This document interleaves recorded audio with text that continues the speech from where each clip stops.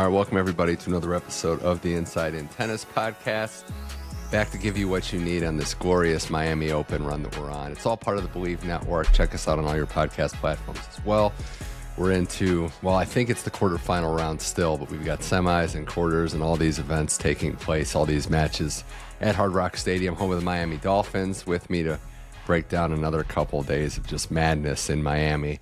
Host of the Ground Pass podcast, so check out that show as well. Anastasia Folorunso, fellow Billiken, I always throw that in there as well. But Anastasia, welcome back to the show.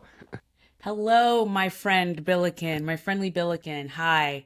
Yeah, we have to talk about these rounds. That's the one thing that gets me about Miami, because the women and men are on separate tracks. So they're in their semis, but the guys are in their on their quarterfinals. So it always I'm like, where are we at? Yeah, and especially given what happened last night. There's so many ways we can start the podcast. I think one of the good ways to start it would be the fact that, we didn't get a late night match. It's the new era, new rules that were taken into effect this year. And it took a really long day of tennis, which we'll get into. But Djokovic and Korda did not play their match, and you can question the scheduling. I think, it was a little ambitious, to say the least, to start all these matches at 1 o'clock Eastern time and try to get them all in. We had a long day of tennis, a lot of long, lengthy 3-set matches. Djokovic and Korda, the match would have started about 11:30 midnight or so.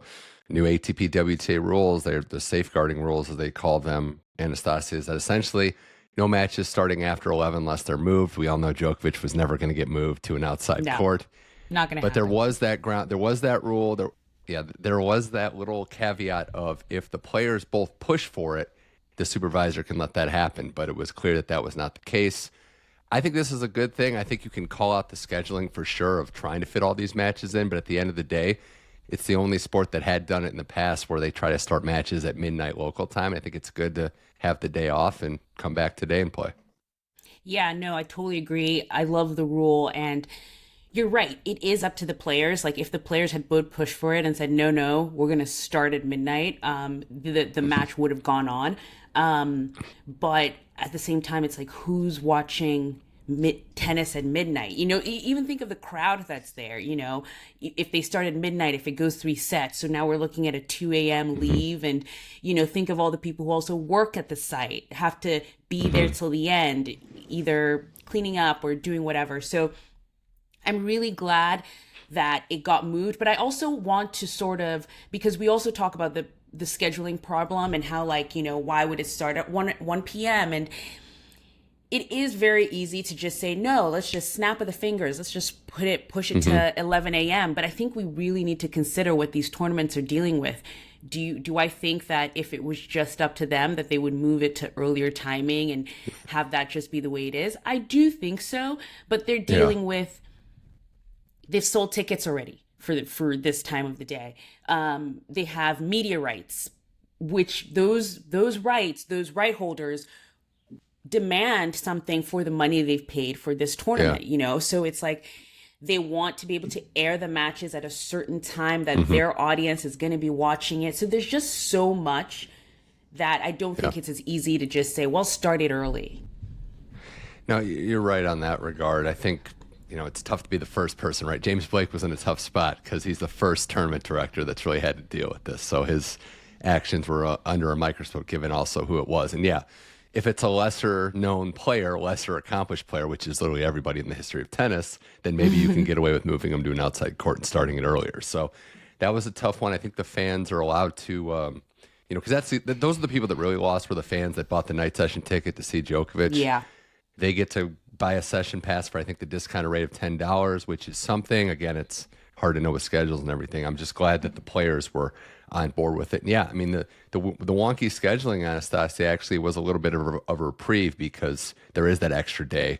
Djokovic is now, or Korda, are going to have to play multiple days in a row, but at least they had that day to play with. So I think that's a good thing. I also think, for Djokovic, and we can talk about it, he looked flawless against Musetti. It was like he was down 2-love. He got a time violation warning, and then he just snapped into goat mode and crushed him. Yeah. You know what? I do think Novak is a sort of player who plays very well under conflict. Like, if he's just cruising and chilling, I think it's almost harder for him to get the will. But like you're right, he just snapped into it after that, and he was like, "Oh, okay, time Yeah. violation, you got it." And he just, crushed. I was very surprised by that timeline, by the scoreline. Sorry, because Lorenzo Musetti is always someone who plays him very well. Lorenzo Musetti plays Novak very well, and their last few matches have gone the distance. But this was so definitive. This was so like, nope. Yeah. I have things to do, places to be, gotta go. He is widening the gap between not just him and Musetti, but him and some of the younger players, which is confounding in a lot of ways. It's remarkable that a guy at his age could make greater distance between the younger players that are supposed to be trying to catch him. But yeah, it's breaking his way for Djokovic. We'll see what happens. Korda getting to this match, so just quickly on him beating Monfils, avenging the loss at Indian Wells was a good one. And more so with him, it's a player that, and we'll see how the match goes today, but we've always kind of expected could be at that top 10 level, maybe even beyond. Hasn't hit the rhythm, right? There's always been hiccups or bumps in the road. So win or lose this match, I would just like to see, a couple months of, consistent play, avoid the injuries, obviously, is our big concern, and just more consistency, because I think we've all realized that the game is there. The talent is there to be a top 10, top 5 player. Yeah, a couple of years ago, nobody was talking about Taylor Fritz or Tiafoe, whatever. We were all saying it was going to be Sebi Korda. Sebi Korda was going to be the guy to get that American Grand Slam for an American male player. And then just to see how it's gone over the last few years has been a bit sad, because like you said, he has the game. It's right there. But dealing with his wrist injury and just like the stop-start nature of his tennis so far, it's been difficult, and I think he just needs a run. He needs a little bit of rhythm building, a little bit of a healthy stint, and I think he can get there. We saw what he did at the City Open last year. That Sebi Korda exists. It certainly does. We'll see what happens there. The winner of that match will face Grigor Dimitrov in the semifinals. That was, and really not the start of a long day, but the highlight of a long day was that war, that absolute battle he had with Francisco Cerundolo, who gave him a lot, had match points, but Dimitrov at 33, and you could see what it took from him, Anastasia, to win that match. 30, 40 minutes after, he couldn't move. He was breaking down, but just found a way. It's pretty special to see veterans in any sport figure out just what it takes to get to the finish line. Young Grigor might have been a little more spry, a little more athletic, but this guy's still very athletic, but also at 33 now, has the veteran tricks, has the ability. And obviously what he showed yesterday was the will to win, to get across that finish line in brutal Miami conditions was remarkable. Yeah, no, it totally was. And, I was a little worried for Grigor Dimitrov coming into this tournament. He is defending final points. He was a finalist last year at this tournament. And this season, he hasn't really shown that Grigor that we saw last year, that we were all being like, oh, wow, he's back. Baby Fed is back. He's not had that sort of start to this season. So I was worried for him coming in. But then to see his absolute fight, I mean, I think he's happy for the day off. He's like, oh, they didn't play last night? Perfect.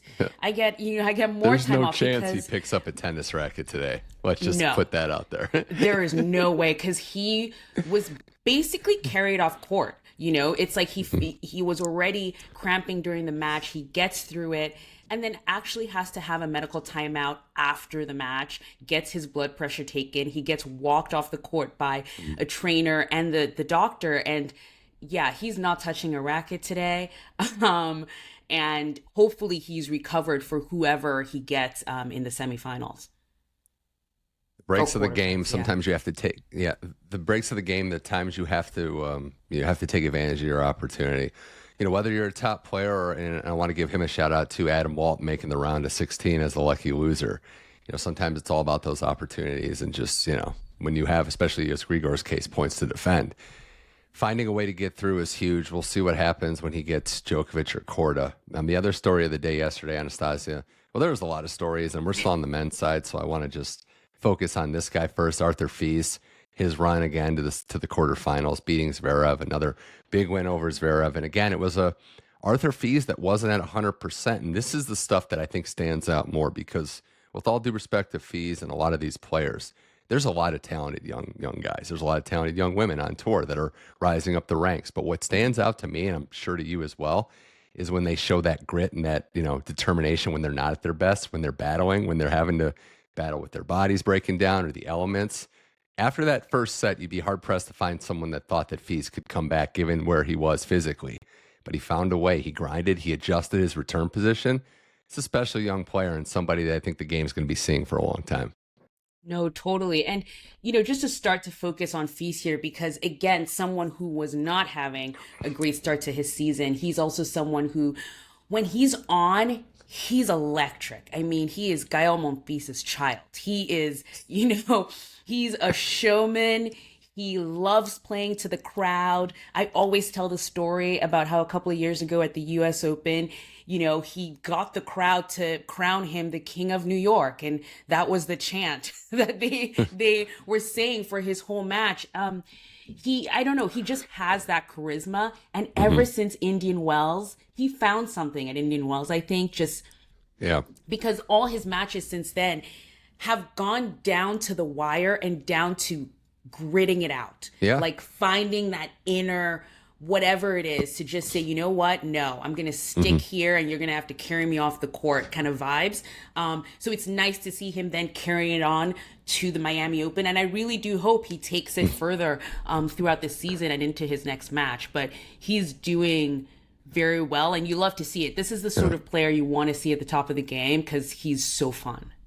There's two things I wanted to elaborate on. One being that after Indian Wells, the brutal loss to Medvedev, to come back and not be too down, not also rest on a result, that was special to see. And also, the charisma thing is huge, but he's also understanding when to go to the crowd, to keep that in the tank, and also when to just play smart percentage tennis. That Francis Tiafoe match, which had a lot of ups and downs in it and a lot of charisma, but that first set tiebreaker that he won, it was serving, and it was the fact that we know he's got one of the best forehands in all of tennis, but he's able to just spot serve when he needs to, ramp up. But also, you have, it's like a gas tank, right? You can't just go to the crowd and start pumping him up at every point. Right. But he's starting to understand exactly where that is. And this is a nice, his next match is against Mensik, who didn't have to play, another young player that I think we're going to see a lot about, a matchup we should, and I hope see a lot in the future. But, that's going to be a different test for him. I worried this tournament, though, that the scheduling and how he's had to play so many physical matches might be tough to overcome when you have another tough player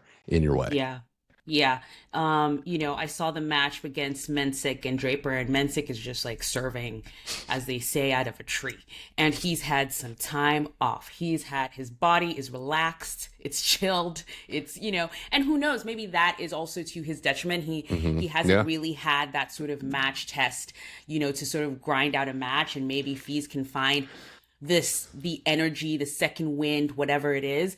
But you have to say going into that, Mensik is the more rested player and has been playing so well this tournament. But I love this young wave of players coming in. And to get like two of them again in a match, like, let's just keep going with it. Yeah. Mensik also, of all these players, he doesn't look fully formed at all. Like, they're still and that's scary, right? When you see a player that has a lot of room to grow. So, I'm impressed there. I mean, the other matchup to get to a semifinal is going to be the Hugo Boss Bowl, which I know you're all on. Is just, because the sponsorship side, it's Matteo and Taylor just duking it out for supremacy. Which I love Taylor Fritz, big fan, favorite in this match as early. So you're probably not going to knock Matteo off that Hugo Boss. Right, I think that's fair. No, I think if the match was won or lost based on who looks better in that kit, we know who's winning. I don't have to say it. We know who's winning.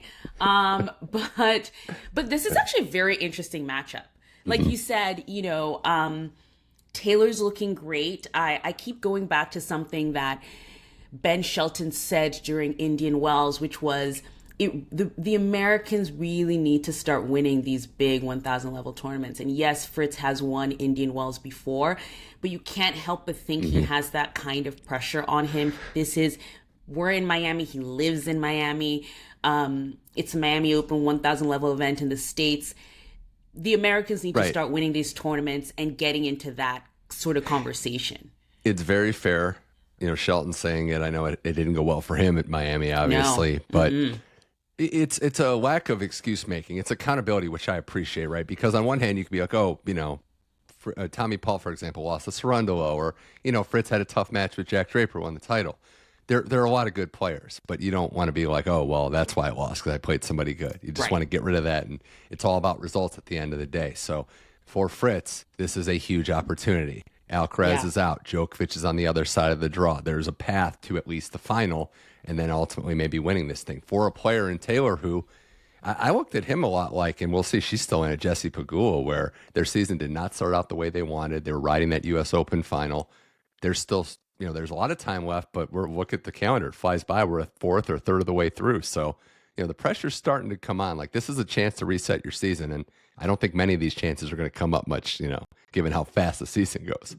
No, you're completely right. We're going into the clay season now, and unless Claylor is coming back like he was last year, it's a really tough time to not be getting all these points and building up. And so you don't really have that pressure when it comes to the U.S. Open next, in the fall, and you're defending finalist points there.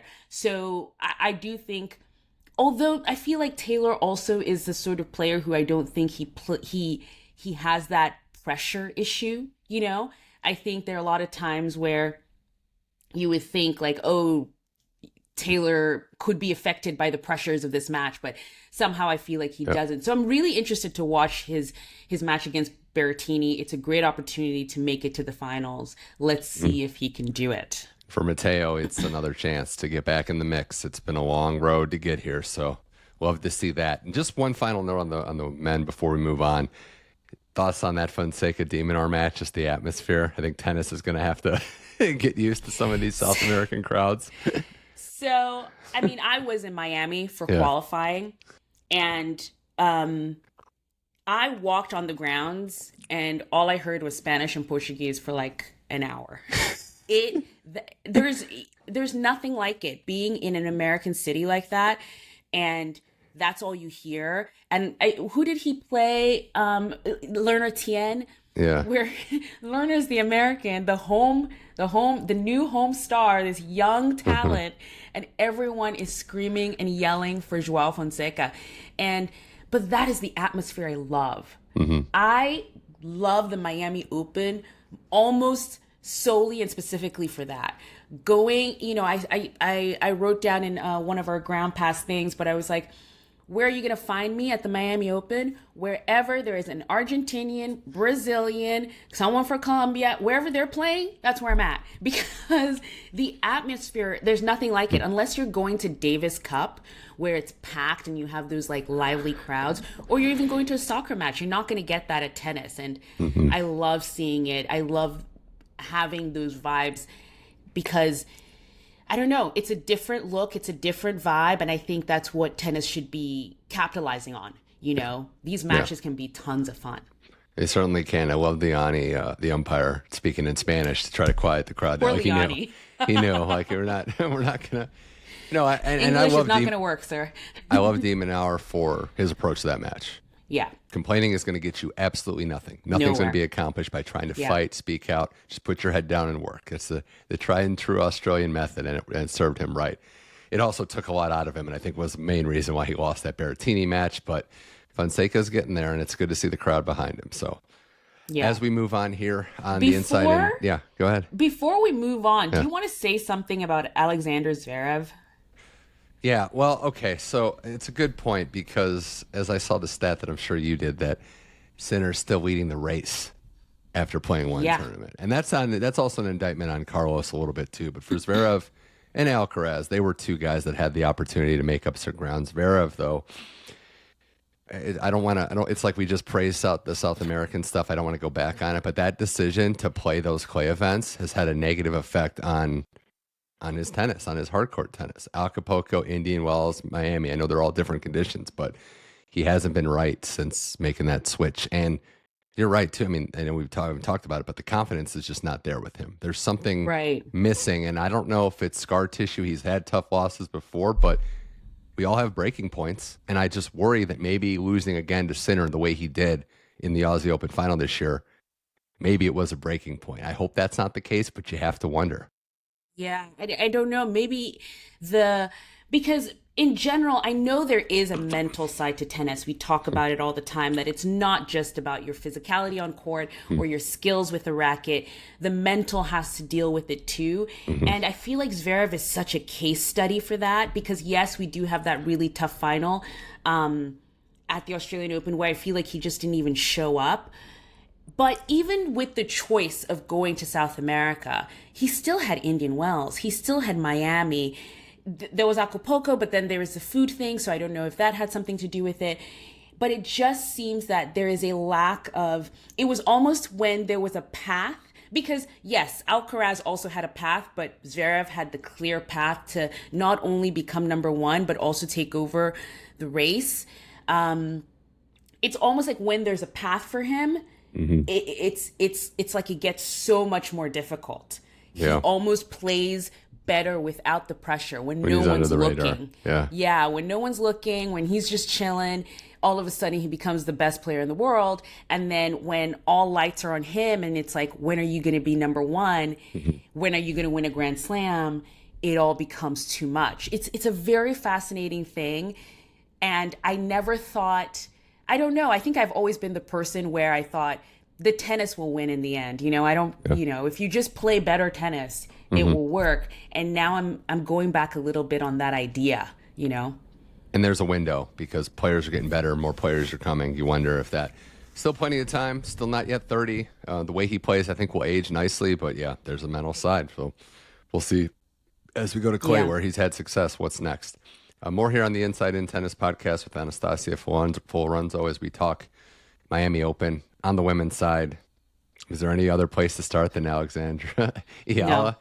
She is the moment. She's the tournament. She's the story. That's where we're starting. And as you said, like, I wasn't familiar with her game. I don't think anyone was, and I don't think that's an issue. Like, she just hadn't really played before. This is a 2023 graduate of the Rafael Nadal Academy from the Philippines. As I mentioned last show, the only tennis player with a ranking from her country. And she beats another major champion. She beats Iga to get to the semifinals. The Philippines had never had a player beat a major champion. She's beaten 3 in this tournament. She beats Iga in straight sets. And on her end of the court, Anastasia, it was remarkable because a self-admitted not big server, finding a way to win her service games, to attack Iga's service games. We're used to Iga being the one that does the avalanching. I think I made that word up, but the avalanching was all on Eala. She played downhill and she went to the finish line and was not afraid of the moment. Yeah, that is such a good point. Not afraid of the moment. And she's been someone who I've had an eye on, maybe because she came from the Rafa Nadal Academy and, like has been said a number of times, she gets a wild card into the Miami Open specifically all the time. I watched her last year try and qualify for the US Open. I didn't make it. She's never made a main draw of a Grand Slam. She did not have a winning record on the ITF tour. Like she had, like it's almost like it. You know, it's really not as if I picked up a racket and now I'm in now I'm in the semifinals. It really isn't. My tennis is nowhere even close to that. But she really did come out of nowhere so unexpectedly. And it's one thing to say, oh yeah, and then she beat Iga. How did she get here? She beat Katie Volynets, and no one talks about that. I'm like, guys, Katie is no scrub. Katie Volynets, it's a great player. She beat her, then beat Elena Ostapenko, then Madison Keys. At this point, you know, it's like, that's it. That's the story. She can go home winning, throw a party. Like, that's great. Yeah. She unfortunately gets a walkover because of Paula Badosa's injury. And I think getting to the point of Iga, I thought was just a great moment, really celebratory. I'm not going to lie, did not see her getting through that. I said it on this show. I just said, like, I hope she enjoys. I hope she enjoys the moment. Yeah. I was completely wrong, but happy to be wrong in that regard. Yeah. Did she take Ostapenko's powers of beating Iga when she beat her, like the Monstars in Space Jam? We have to ask these questions. No, I think... I don't know. It was the handshake. The handshake did it, and then she took it. I think there's just so much about being able to actually see yourself finish this match, because winning a first set, even, it's like, okay, we've been in this position before, but to do it on this stage, to do it here, and I hope she keeps it going. I hope she adds to her game because yes, there's the serve is the easy one. You can improve that. There's ways to, be around for a while because of what she means to her country and how there's really path forward. But it was wild. It was also wild to see Uncle Tony in Eala'S box. So the Nadal legacy lives on. Yeah, that was really great, and I think it does show what they think, at least at the Rafa Nadal Academy, where she still trains out of, like what they feel about her game and are willing to support her. I think Rafa has, for every win she's had, like put up a congratulatory story and said how proud he is of her. And I think she does have a future here, and this is not just a blip, because take for example how she won that match against Iga. That's not how she's been playing this whole tournament at all. Like, she had a strategy and she came into, and to have that where you're sort of like, this is a different player, I'm going to come at it differently. That means she already was like, I'm going to win this. Mm-hmm. And that's a big step, because I think so many tennis players can come into matches having already lost because they're like, oh no, I'm playing Iga and she's just going to decimate me. She didn't come in that way. She came in attacking and she said, no, you're going to have to beat me to get me off this court. And that's how she won. I always say it's like the first 15 minutes with Iga. You have to survive the onslaught early and stay in the fight. Other side, though, there's some issues with Iga. Like, her tennis just isn't where it needs to be for her standard. I'm more struck, and the serve is another thing that can be, diced and picked apart for obvious reasons. But I'm not seeing adjustments. And we talked about Arthur Fils earlier, moving return position, trying different things. Like, it's just the same type of game. And I wonder when you're this good, when you're major champion good, surefire Hall of Famer good, if there's just part of you that's like, why would I adjust? I'm one of the best. And I think that's kind of what she's going through. No, I completely agree. There's a thing they say, if you keep trying the same thing over and over again and it doesn't work, there's a problem. Yeah. Mm-hmm. So I do think she's having this issue of, no, I got it. I've won so many French Opens, and you almost have to think it's gonna take not doing well during the clay season for there to be a come to Jesus moment for her. Because right now I think it's just sort of like one foot in front of the other. It worked before. Let's just keep at it. Let's just keep going. It'll happen. It'll come together. And I just don't think that's how you improve and you get better. I saw this stat and I didn't even believe it reading it, but I looked back and I was like, oh, she hasn't. She has not made a final since the French Open last year. Yeah. Wild. That's a lot. That's a long time to not make a final. It's like a Medvedev level drought. Yeah. So, and we already know how we talk about Medvedev these days. So I think there definitely is something she has to change in her game to improve, just switch it up a bit. Mm-hmm. Maybe you try it and it doesn't work and you go back to what you were doing before. But right now, this sort of like hit your head against the wall and hope it breaks is, I think, and it's also frustrating not only to see, it's frustrating to watch her because you see how frustrated she is. She's just frustrated in everything and it's not fun to watch anymore. So I don't know. We'll see how the clay season goes. She's like a tea kettle that just kind of explodes a little bit because we love what she can do out there. And when she's on, it's great. Everything's great. Yeah. But I think it's obvious that in the last couple of years, she showed more negative emotion than ever before. I mean, anybody watching it can see it. So I hope that she gets her head on straight and is able to, get back to the basics. But yeah, this is, and again, this is how sports works, right? You're on the top, you're at the pedestal for a long time. They're chasing you. You're going to get knocked off. But I keep coming back to what made the big three, what made Serena, all these players great, is getting back to the mountaintop. So we'll see. Someone at the mountaintop right now, though, is Sabalenka. And I did want to mention her because she's got the semifinal today. And I had an inkling a couple rounds ago. I was just like, this just feels like one of her tournaments. Like the way she just methodically gets through the draw. And we'll see. She's got Jasmine Paolini. And then if she gets past that, a final with a tough opponent. But I don't know. Anastasia Sabalenka looks awfully good. And she's, and also as fit as I've ever seen her. Like she is just in tip-top shape. So she's going to be a problem on these courts. Yeah, no, totally. And it's almost one of those things where there's been so much going on the women's side. Eala, there's just so many fun stories that I almost forgot about Sabalenka. So when I saw she was in the quarterfinals with Jasmine Paolini, I was like, oh, gotta watch that one. But yes, this is what she does when she's in it, when she's locked. She just is like, it's almost like practice out there. I'm going to out-hit you. I'm going to push you back. I'm just going to win.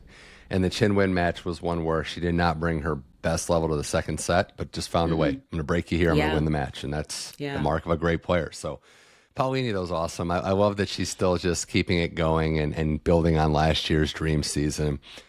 Very, very bubbly, a personality that the game needs. And look, it sounds like it's a derogatory thing, but to be doing what she's doing at her size, the way the game's going, is really incredible.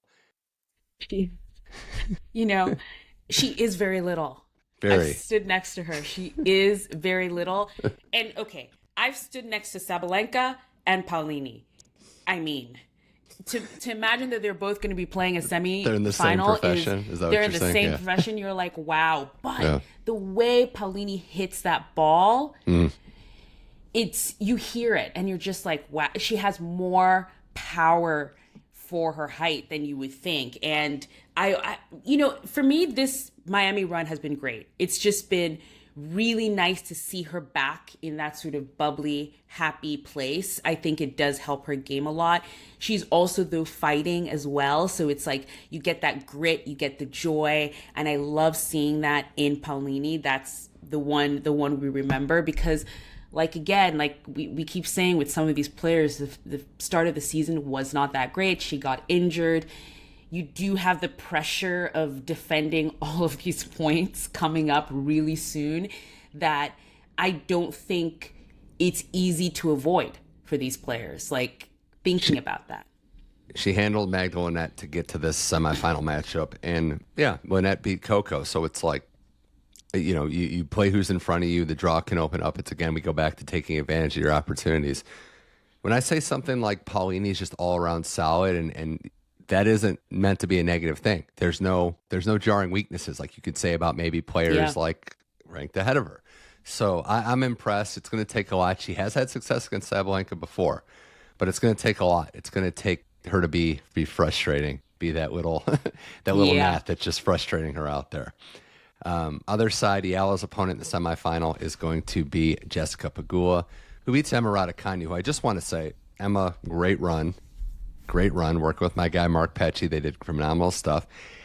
I guess I didn't quite, I knew, but I guess I had to be reminded, Anastasia, that Emma fights out there. She's not a soft pushover. The conditions were tough. Her health is getting better, but it was humid. It was tough, but she battled her way too and fought and did not retire all the way through that 3 sets. So her run, beating Navarro, getting to this point, I think it's been great. And I hope she keeps building on it, winning the most matches in a row since that U.S. Open run. I hope this is the beginning of something. Yeah, Emma is someone who's very special. I think it's been hard to kind of gauge how you treat her as a player. What my policy now has been is just to listen to what Emma is saying. Listen to what she's saying because, she had that huge US Open win, but hasn't really found it since then. This is her first time getting this far at a 1,000 level event. And from the beginning, I think, she got rid of her coach, which was really weird because literally the day before, I was filming her on a practice court, watching them practice serves together. I was going to make a little reel about it. And then the next day I was like, oh, no, he's out. And I was like, oh. Okay. Yeah. Okie doke. That was, I just, the stability is there. I think the weapons, how she hits the forehand has been impressive. And she has a lot of power to her game as well. Pegula is just, go ahead. Yeah, no, but I think, when she's happy, you can tell.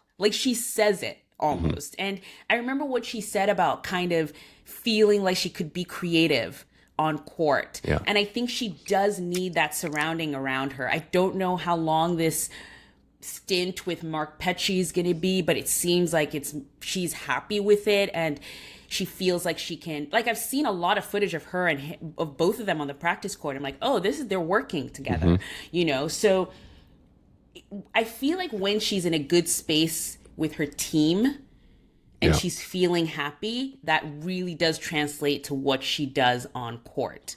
And it will be interesting to see how she takes that for the rest of the season. I don't know. Hope so. Hope it's good. Petchy, a friend of mine, been on this show, but a brutal spike ball player from what I've seen. So gonna have to challenge him to a game if I see more clips like that. No, it's been great to see. But for Pegula, she just puts a lot of pressure on you, and that was the word I kept coming back to when I was watching that match last night. Nemba, I thought, played well, but Pegula puts pressure on you, hits a heavy ball. You know, it's faster than a lot of people would realize watching it on TV, but she just pins you back in the back of the court, and how she has, again, turned around her season, winning at Austin. Sometimes it's just, even if it's a 250 tournament, adding one to your trophy case can build confidence. And I think where she's at going into a match against the Eala, someone she probably had to get a scouting report on in the last day or so, I think it's a good opportunity for Jessie to make another run here and maybe be the American that wins the 1,000 level title. Yeah, no, I think Jessie does have a great way. You know, I think she's missed consistency. You expect her to be there, even though she does it in such a low key way. I did put both her and Alex Eala, at least this current version, on equal footing, just because of the way I saw Alex respond to playing Iga. Like, she came in with a plan, and her leg was taped there by the end of it, so you don't know how physically she's coming into this match, which, if you're coming into a match with Jessica Pegula, you need to be physically on your game, because she is going to make you work back and forth on that baseline there. So it'll be interesting to see, but I am putting, just coming into it blindly, I'm putting them on an equal footing there, because I'm loving the way Eala comes into matches. It's going to be tough because she doesn't have that second serve to attack. Just check the weather tonight. We're looking at about 60% humidity. I don't know. I think that's more testament. Eala'S from the Philippines. I know. She's got it. I know. But Pegula's kind of built for these conditions. Like, was it a year ago she beat Potapova in an epic match here, where it was like 7-5 in the third, like 3 hours. So the conditions don't really break Jessie. No, this is home. This is her home too. I think she's Florida-based. She'd love to just raise a trophy on the Dolphin Stadium and just stick it to the Dolphins as a Bills fan. So that's the other side of it. Well, Anastasia, can you imagine? Yeah, I know. This is great. Well, this has been fun. I did want to say one other thing on the women's side. Got to give a shout out to, because we've been following this story. It's been just remarkable. But Danielle Collins added another member to her family. Adopted a dog crash. And that was, for those that don't know the story, leaving the Miami Open grounds, finds a dog that had, been in an accident, in life-threatening accident, takes it, rescues it. Dog's going to be okay, names him Crash, and now they're another member in the household. So we love DC on this show for doing stuff like that. Yeah, no, she's great. She loves her animals and her chickens, and that was really, really nice to do, and actually take Crash in. And it's a lot to take care of a dog, let alone a dog that's been through that sort of a trauma, and just love that she does that, and she kind of puts her money where her mouth is a little bit. I like that about DC. The chickens are great too. Farmer Fresh eggs, can't beat those. She's the best, unless you're playing her, then probably the worst. But no, the animal's awesome. This has been a great Miami Open. So any final thoughts before I let you go here on what to expect? We've got a couple more rounds, and we're going to be crowning some champions. Yes, we are. I have to give a shout out to the doubles, because for me, the Cinderella story of this year has been Chris Harrison and Evan King. If you don't know who they are, start following them now. They lost yesterday, so they're not going to go further in the tournament, but they came from nowhere, not even being able to qualify for these tournaments, and got a wild card into qualifying in Dallas, and now have, 2 titles and a quarterfinal run. It's they are doing some crazy stuff that's very reminiscent of our friends Henry and Harry Filivara, who then went on to win Wimbledon. So don't say we didn't tell you first, just in case they do something crazy and you're like, who are these people? So yes, I have to give a shout out to the doubles there. They're doing awesome. And what am I, it's exciting. The women's semifinals, it's really interesting. So many chances. Like again, Jessica Pegula possibly, sticking it to the Dolphins is a storyline I did not know I needed, but now I do. So there you go. Yeah, there's a lot of rain in the forecast. So hopefully we can get that to pass so we get these finals played. Yeah, but does Djokovic get that, 100th title? He's looking for number 100.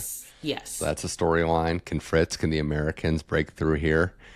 Young players, could an Arthur Fils or Jakub Mensik win, go all the way? This would be something. So there's a lot to like. Always on this show, we appreciate the guests. Anastasia, thanks for coming on the show. Got some Ground Pass episodes coming up. Where else can we follow you? Yes, you can follow us. I'll give you my link tree so you can put it in, but we're everywhere. We're on, I just started this new series on Substack where, you can follow my adventures on site when I'm on site at a tournament somewhere. We're going to be, at the Charleston Open as well. So you'll see us there. And yeah, just keep it on the Ground Pass. Charleston's great, so have fun. It's careful. Eating is dangerous there. It's so much good food down in Charleston. I'm excited. Oh, it's the best. Well, Anastasia Folorunso, thanks so much for coming on the Inside in Tennis podcast. Thank you for having me, as always. That's going to do it for this episode of the show. Thanks so much for listening or watching. We're on all your podcast platforms, Spotify, Apple, iHeart, Amazon Music, you name it. Just search the Inside in Tennis podcast, subscribe, leave a rating, a nice review as well. And check out all the video episodes on YouTube. The channel is at Mitch Michals. We'll have some YouTube shorts up there as well. So for Anastasia Folorunso, I am Mitch Michals. This was the Inside in Tennis podcast. I'll talk to you soon. Enjoy the Miami Open, everyone.